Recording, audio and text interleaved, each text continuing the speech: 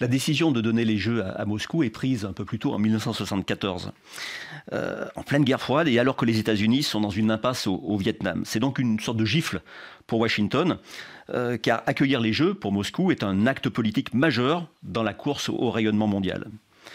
Pour des raisons de politique étrangère, destinées à réduire l'influence de l'URSS, et de politique intérieure, parce que Jimmy Carter est en campagne pour sa propre réélection, l'hypothèse d'un boycott des JO de Moscou est discutée en fait très tôt, en 1979, c'est déjà présent dans les esprits.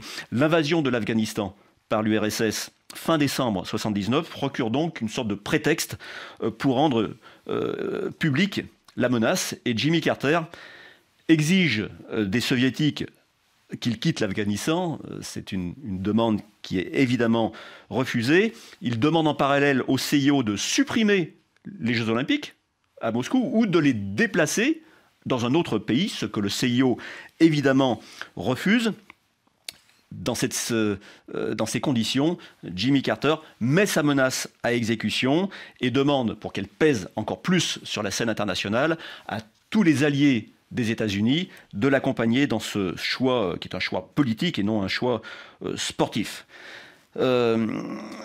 D'autres, par solidarité islamique avec l'Afghanistan, et pas simplement en protestation contre l'invasion soviétique, ou pour affirmer leur lien avec les États-Unis, rejoignent le mouvement, et ce sont finalement 66 nations qui sont absentes de Moscou à l'été 1980.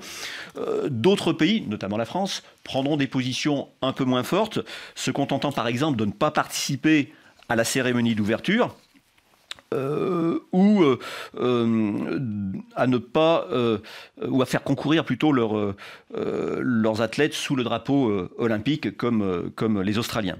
Les Jeux auront donc lieu avec 80 délégations seulement, pour à peine plus de 5000 athlètes. Il faut revenir à 1956 pour retrouver de tels chiffres.